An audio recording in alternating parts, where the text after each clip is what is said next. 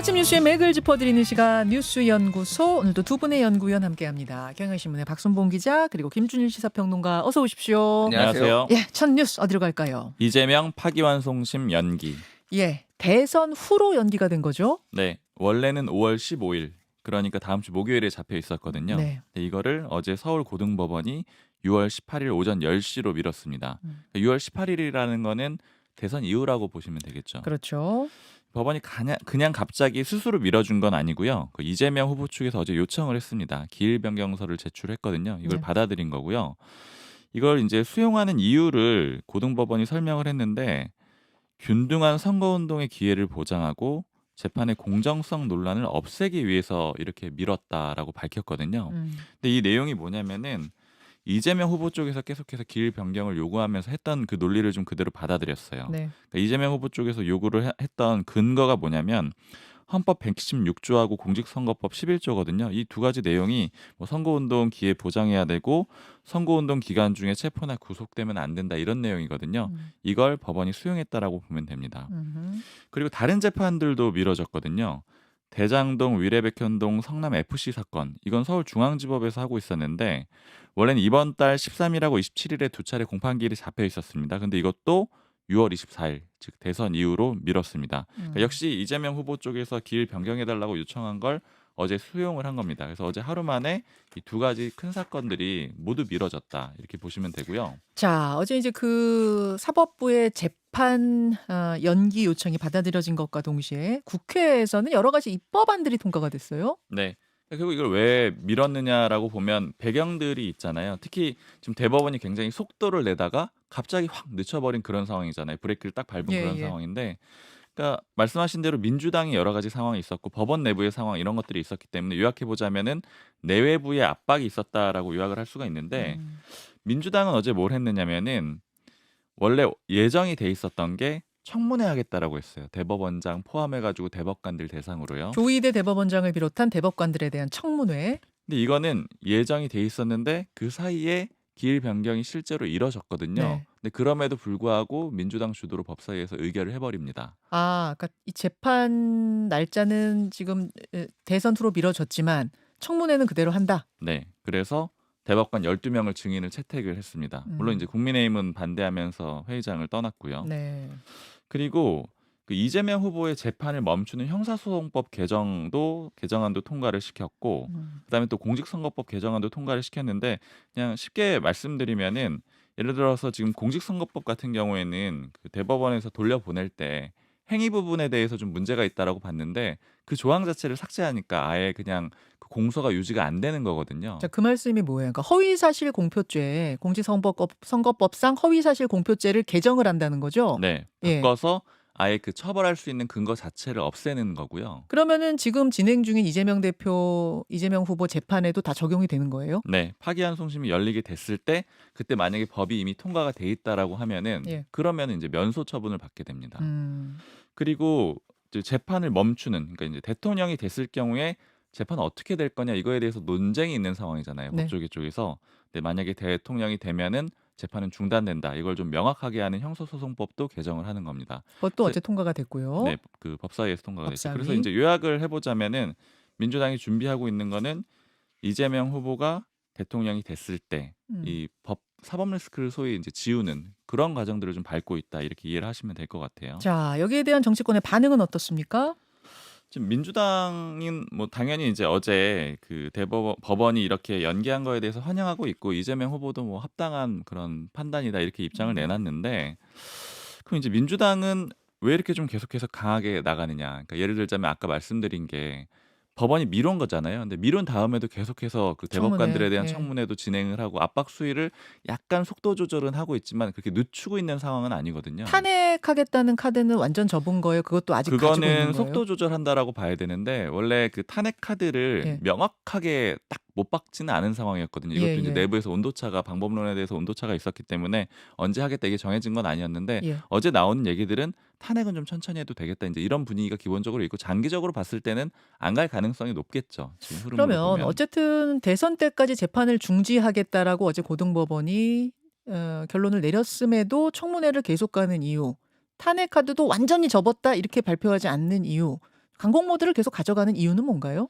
제가 민주당 뭐 의원하고 뭐 관계자들 얘기를 좀 들어보고 이제 종합을 해본 거는 일단 첫 번째는 불안감이 꽤 크더라고요. 그러니까 이제 음. 예상 못한다라는 그런 생각들을 기본적으로 많이 갖고 있는 것 같아요. 음. 그러면서 어제 뭐 친명계 모 의원이 하는 얘기가 그 윤석열 전 대통령 석방도 사실 예측을 못했었다라는 거예요. 좀 음. 쌓였다라는 그런 표현을 쓰더라고요. 그러니까 그때도 이렇게 될지 예측을 못했고, 그다음에 이번에 대법원의 파기환송 그 결과도 예측을 못했고, 그러다 보니까 안심할 수가 없다라는 거예요. 그러니까 지금 미뤄지긴 했지만 또 어떤 음. 돌발 상황이 있을지 모르니까 안심하면 안 된다. 이런. 법원을 안심할 수 없다. 네, 법원이 뭘 어떻게 할지. 맞습니다. 그리고 두 번째로는 모 친명계 의원 같은 경우에는 법원을 이제 적이라고도 표현을 하더라고요. 그리고 이게 지금 전쟁이다 이런 표현들도 하는데, 그 대법원의 그 파기환송 그 판단에 대해서 네. 뭐 이재명 죽이기, 그러니까 일종의 정적 이런 식으로 지금 판단을 하는 의원들이 꽤 있거든요. 음. 그러니까 이제 멈출 수가 없는 그런 분위기가 한 가지가 있는 거고요. 음. 그다음에 이런 흐름에 대해서는 좀 비판적으로 보는 내부 인사들은 네.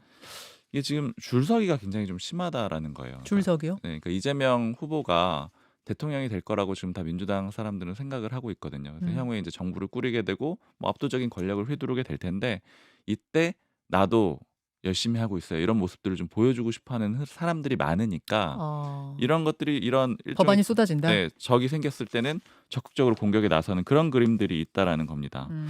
그리고 제가 좀 인상적이었던 거는 국민의힘의 뭐 관계자가 좀 굉장히 자조적인 얘기를 하던데, 국민의힘이요? 네, 이 국민의힘에선 법원이 무릎 꿇었다라고 시기적으로 보고 네. 있거든요. 그 이재명 후보나 민주당의 압박에 의해서 무릎을 꿇었다라고 보는데, 그건 결국 모 관계자 뭐라고 하냐면 우리 때문인 것 같다. 그게 그러니까 무슨 말이에요? 반대 진영의 견제 세력이 완전히 무너지니까 법원이 아. 그냥 버티지 못하고 무릎을 꿇어버린 것 같다. 뭐 이런 얘기들도 나오고 아, 있습니다. 국민의힘의 지금 자중질환 상황이 이렇게 이러니 네, 민주당이 더 강하게 나올 어떤 배경이 되는 거고 되고 법원도 법원도 굴복할 수밖에 없었다. 이렇게 보고 있는 음. 사람들도 있습니다. 자, 김준일 평론가 예. 어떻게 보셨습니까? 이제 뭐 한 세 가지 정도 이유가 있었던 것 같고, 어제 그러니까 이게 민주당에서 재판 연기를 요청한 지 1시간 만에 네. 이게 이제 나온 거거든요. 예. 그럼 뭐 의무는 이렇게 전격적으로 받아들일 거면은 왜 이렇게 15일 공판 잡고 막 인편으로 뭐 이렇게 송달하고 막 이런 거를 왜 그렇게 취했느냐. 그러니까 대법원의 기조에 처음에 이제 서울고법 파기환송 재판부도 맞추다가 지금 분위기를 이제 본 거죠. 그래서 첫 번째는 지금 법원 내부가 심상치 않아. 아까 잠깐 얘기를 했지만은 지금 판사들이 상당히 많이 이거는 지금 재판 개입이다. 그러니까 선거 개입이다. 그리고 아예 조의대 사퇴해야 된다. 전국 법관회의 열어야 된다. 뭐 이런 비판들이 굉장히 많이 올라왔고, 물론 옹호하는 글도 올라오기는 했어요. 대법원이 현명한 판단을 했다. 근데 법원 자체가 일단 분란이 생기고 법원이 쪼개지게 생긴 거예요. 그러니까 이거를 이제 뭐 2심 이제 고등법원 판사 정도 되면은 이제 짬밥이 이제 굉장히 있는 사람들 이런 조직의 안정성 이런 것도 좀 고려를 하지 않을 수가 없는 거고, 게다가 이제 줄줄이 뭐 탄핵에 뭐 이를테면 네. 청문회 불려 나가고 이게 사법부의 권위를 더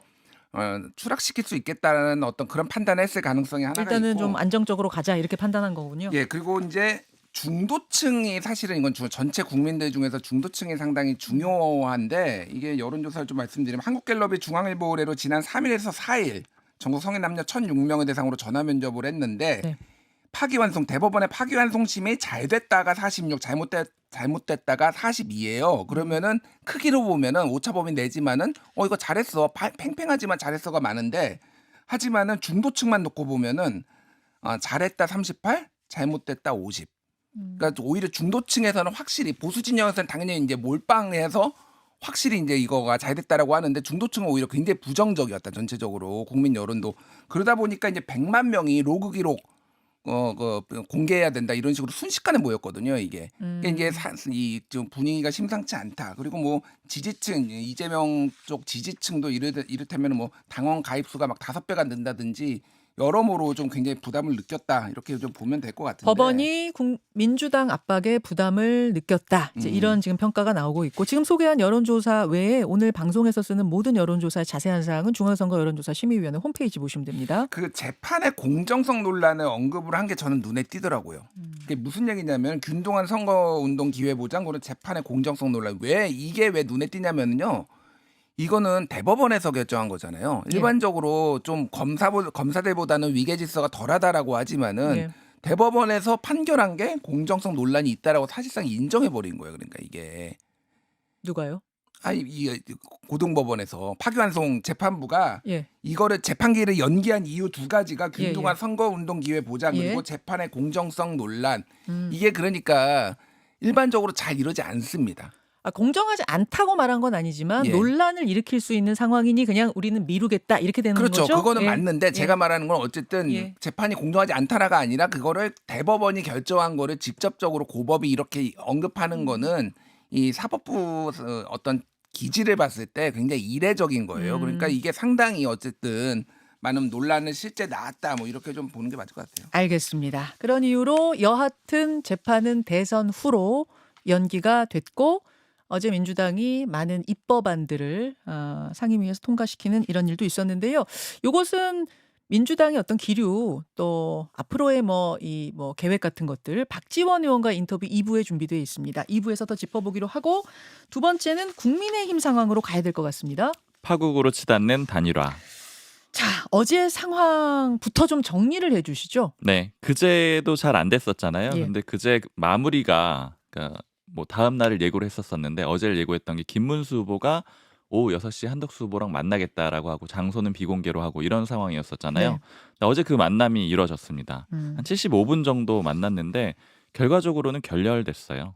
뭐 의미 있는 진척이 없었다라고 김문수 후보 쪽에서 얘기를 했고 특히 김문수 후보가 주로 얘기를 했는데 그 대화 내용이 아까 하신 긴급 기자회견대로더라 이렇게 얘기를 했는데 이게 무슨 얘기냐면 한덕수 후보가 두 사람 만나기 전에 1시간 30분 전에 기자회견을 했거든요. 네. 근데 거기에서 했던 얘기를 만나서도 반복했더라 이렇게 얘기를 한 겁니다. 음. 기자회견 때 뭐라고 했느냐면은 그거를 직접 한번 듣고 올까요? 이 네. 한덕수 후보가 6시 회동 직전에 했던 기자회견 내용 듣겠습니다. 저는 응하겠습니다. 아무런 조건 없이 응하겠습니다. 이것이 저의 원칙입니다. 투표용지 인쇄 직전까지 국민들을 괴롭힐 생각이 전혀 없습니다. 정치적인 줄다리기는 하는 사람만 신나고 보는 국민은 고통스럽습니다. 도리가 아닙니다. 그런 짓 저는 하지 않겠습니다. 단일화가 이루어지지 않으면 저는 대선 본후보 등록을 하지 않겠습니다. 정리하자면 11일 후보 등록 마감일까지 단일화가 이루어지지 않으면 출마 안 하겠다, 드랍하겠다 이런 뜻이었던 거죠. 네. 뭐 지금 당에서 얘기하는 건 크게 두 가지로 해석을 하는데 네. 일단 첫 번째는 지금 김문수 후보는 시간은 내 편이다 이렇게 보고 있는 거거든요. 그래서 지연 전략을 쓰니까 뭐 여기에 이제 대응해서 속도전에 한덕수 후보가 나선 것이다 이렇게 평가를 하기도 하고 반대로는 지금 단일화가 안 될 경우에는 무소속 후보로 좀 띄워줘야 되는데 그게 현실적으로 뭐 여러 가지 금전 문제라든가 좀 쉽지 않은 지점들이 있잖아요. 그래서 이제 이런 부분은 좀 고민을 담은 거다. 현실적인 고민을 담은 거다. 이런 평가도 있습니다. 물론 지금 말을 들어보면은 이 단일화를 놓고 정치적인 줄다리기, 국민들 보시기에 고통스러운 그런 싸움박질 안 하겠다 이렇게 이야기를 했습니다만 사실은 이 작은 문제 같은 현실적인 문제도 걸려 있을 거다 그런 얘기예요. 네, 반영이 돼 있는 예. 거죠. 그리고 사실 이 질문은 계속해서 나왔었어요. 뭐 관훈 클럽 토론회라든가 계속 받던 질문인데 답을 안 하다가 어제 내놓은 겁니다. 예, 예. 어제 이렇게 결렬이 1차적으로 되니까 권성동 원내대표가 단식에 돌입을 했습니다. 뭐 김무성 전 대표도 단식을 하고 있고 몇 외 인사들도 하고 있는데 좀 이례적인 것 같아요. 그러니까 국민의힘 의원들이 그러니까 당내 문제로, 그러니까 특히 뭐 다른 당과의 그런 갈등으로 단식을 하는 경우들은 있는데 당내 문제로 갈등을 하는 거는 저는 주로 공천 이제 배제되고 이런 경우밖에는 못 봤거든요. 네. 근데 지금 단일화 문제 때문에 단식을 하는 원내대표가 단식하는 그런 상황이 그게 이게 이어졌고요. 왜 그러냐 생각해 보면 지금 저렇게 단식을 할 수밖에 없는 이유는 김문수 후보의 선의에 기댈 수밖에 없는 상황. 그러니까 다른 무언가를 해볼 수 있는 게 없기 때문 아니에요? 네, 방법이 없다라는 방법이 걸 없어요. 보여주는 거죠. 강제할 수 있는 방법이 없으니까 단식으로 호소하는 거 아니겠습니까? 맞습니다. 방법이 없다라는 걸 좀 적나라하게 보여주는 거고요. 그러다가 결과적으로 어제 이 국민의힘 지도부가 좀 극단적인 처방을 내놨습니다. 밤 11시쯤에 발표가 났습니다. 네, 단일화 로드맵을 발표를 해버렸는데 예. 오늘 바로 TV 토론회를 오후 6시에 하고요. 그 다음에 이어서 오늘 오후 7시부터 내일 오후 4시까지 여론조사를 해가지고 그냥 단일 후보를 발표하겠다라는 입장을 내놨습니다. 그러니까 한덕수 후보가 11일 지나면 난 드랍하겠다라고 이미 발표, 즉 단일화의 마지노선을 정해버렸기 때문에 3일 남은 거예요. 그러니까 당에서는 할 수 없다. 뭐 이른바 강제 단일화 작업에 우리 들어가겠다. 오늘 오후 6시에 유튜브로 토론할 테니까 김문수 후보, 한덕수 후보 오십시오. 근데 만약 안 오신다고 해도 뭐 어쩔 수 없습니다. 여론조사는 7시부터 돌리겠습니다. 이렇게 발표를 해버린 거죠. 맞습니다. 예. 토론회가 안 되더라도 여론조사 그냥 한다라는 거고요. 저는 좀 주목됐던 게 선관위원장인데 이양수 사무총장을 선관위원장으로 위촉을 했습니다. 선관위원장은 원래 황우여 선관위원장 아니에요? 그렇죠. 근데 이번에는 단일화하는 별도의 이 선거가 아, 생긴 거니까 예. 선관위원장 새로 임명을 한 건데 음, 근데 이양수 사무총장은 누구냐? 김문수 후보가 바꾸려고 했던 사무총장이죠. 그렇죠. 장동혁 의원으로 바꾸려고 하다가 실패해가지고 당무 우선권 논란이 나왔었던 그 인물입니다. 뭐 당연히 지금 김문수 후보 쪽에서는 응할 생각이 없는 상황이거든요. 이제 쭉 앞으로 이 과정들을 당에서 밀어붙이고 반발하고 이런 상황들이 쭉 이어질 거예요. 근데 이 로드맵 자체에 대해서는 내부에서도 반발이 컸습니다. 이게 어제 정해지는 과정이 의총하고 그다음에 비대위에서 결론이 난 거거든요. 예. 근데 의총에서도 뭐 윤상현, 김기현, 나경원 의원 등이 뭐 반대를 했고요. 그리고 비대위에서는 김용태 최고위원이 유일하게 반대를 했습니다. 예, 예. 뭐 그 기록도 본인이 남겨달라고 할 정도로 좀 적극적으로 반대 의사를 폈습니다. 앞으로 좀 법적 분쟁으로 갈 가능성이 높은데. 그러니까 제가 궁금한 게요, 박순봉 기자. 네. 토론회는 뭐 안 오더라도 여론조사는 돌아갑니다. 이렇게 어제 발표를 했잖아요, 당이. 네. 김문수 후보가 그럼 그 여론조사를 수용하지 않으면 할 수 있는 건 뭔가? 거기서는 가처분 소송 이런 거 할 수 있는 건가요? 그렇죠. 가처분 소송이 좀 난무할 것 같고. 발표 금지 가처분 뭐 이런 식으로? 네. 그리고 이미 좀 신청이 들어가 있는 게 예. 김문수 후보를 지지하는 당협위원장들이 남부지법에 이미 냈습니다. 지금 전국위원회하고 전당대회를 중단시켜달라. 그 가처분 이미 네, 냈고. 이미 내놨거든요. 지금 소집 어. 공고가 들어가 있는데 예. 11일 오전에 지금 전국위원회가 공고가 돼 있는데 내용이 안건이 뭐냐면 대선 최종 후보자 결정을 위한 단일화 여론조사 실시 및 그 결과에 따른 최종 후보자 지명건이에요. 그러니까 최종 후보자를 이 전국위원회에서 지명하겠다라는 걸 이미 공고를 내놓은 상태거든요. 근데 김문수 후보 쪽에선 이거 막아주세요 하고 지금 법원에 걸어놓은 상태입니다. 자, 그러니까 지금 쭉 설명을 들으면 단일화를 단식을 할 수밖에 없을 만큼 다른 걸로 김문수 후보를 강제할 방법은 없다는 거예요. 이래라 저래라를. 다만 11일 지나면 김문수 후보가 국민의힘 후보로 뭐 자동 단일화가 되는 건 맞는데 김문수 후보가 가질 정치적 부담, 요거는 또 현실이란 말이죠. 어떻게 생각하세요?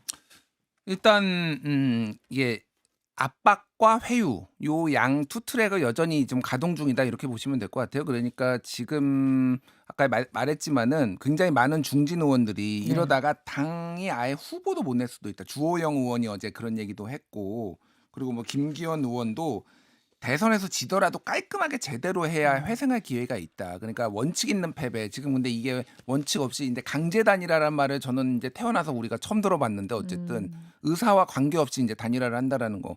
이게 이제 받아들일 수 있겠느냐 그런 분위기인데 말씀하신 대로 김문수 후보도 상당한 부담이죠. 그렇죠. 상당한 부담인데 그러면은 지금 상황에서 불확실성에 이거를 단일화를 시도를 해서 후보를 잃을 가능성을 감수하고서라도 그렇게 할 것인가 아니면 그냥 일단 버티고 갈 것인가. 그러니까 저는 김문수 후보의 지금까지 스탠스나 그동안의 성정을 봤을 때는 그냥 버티겠다. 그냥 갈 것 같아요. 예, 오늘 그리고 오후 4시 다시 만나기로 했는데 어제 만나서도 아무런 소득이 없었잖아요. 그러니까 아무런 합의를 못했다. 어제 지금 동아일보하고 몇몇 언론이 보도를 했는데 김문수 후보가 경선 왜 불참했냐. 예. 국민의힘 대선 후보 되고 싶으면 경선에 들어왔어야지. 그러니까 한덕수 후보가 그때는 나라가 어려워서 관세 협상 등 내가 예. 챙겨야 될 것들이 많았다 그렇게 말했죠. 예, 그러니까 이런 것들이 기본적으로 평행선이에요. 그리고 오늘 오후 4시에 다시 만나지만은 다시 뭐가 좁혀질 가능성은 높지 않다라고 보면은 이제 제가 어제도 우리가 그 얘기했잖아요. 이거 분명히 법원에 가처분 들어간다. 이미 들어갔거든요. 추가적으로 계속 들어갈 것 같아요. 예. 그렇죠. 그러니까 결국은 이제 계속 지금 말씀하시다시피 김문수 후보는 이대로 11일 넘기면 그냥 국민의힘 후보가 되는 거는 확정인데 다만 현실적인 정치적 부담. 아니 경선 당시에 단일화한다고 즉시 단일화한다고 얘기해놓고 왜 말 바꿔라는 정치적 부담. 대선에 패배했을 경우에 단일화 안 해가지고 결국 패배까지 간 거 아니야라는 어떤 프레임이 씌워지는 것에 대한 정치적 부담, 이런 부분에 대한 고민이 현실적인 고민일 것 같아요. 그러니까 이게 예. 여러 가지 지금 대선판이 있는데 예. 하나는 이제 한덕수 전 총리가 지금 이거를 배수진을 쳤다라는 표현을 언론들이 많이 썼는데 일부에서는 이건 꼬리를 내렸다.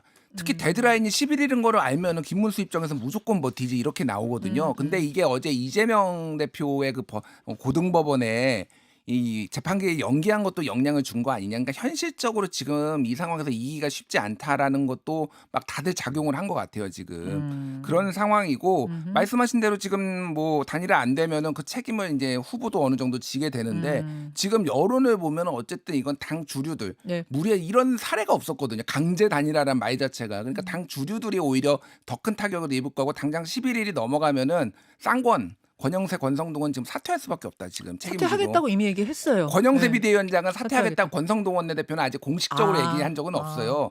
근데 지금 뭐 사퇴를 하게 이렇게 될것 이 같다. 사태에 대해서 책임을 누군가가 져야 되는 그런 상황이 될 것 같아요. 지금 속보가 하나 들어왔습니다. 국민의힘의 김문수 후보가 잠시 후 8시 30분, 그러니까 1시간 뒤네요. 8시 30분에 긴급 기자회견을 하겠다고 속보를 냈습니다. 단일화에 관한 입장을 발표할 것 같은데 이게 무슨 내용이 될지 긴급 기자회견을 1시간 뒤에 열겠다고 했습니다. 저희가 잠시 후 그 캠프의 김행 단장 인터뷰를 하거든요. 아마 김행 단장은 이 기자회견이 무슨 내용인지 알고 있을 것 같습니다. 직접 질문해 보도록 하죠. 두 분 수고하셨습니다. 감사합니다. 김현정의 뉴스쇼는 시청자 여러분의 참여를 기다립니다. 구독과 좋아요, 댓글 잊지 않으셨죠? 알림 설정을 해두시면 평일 아침 7시 10분 실시간 라이브도 참여하실 수 있습니다.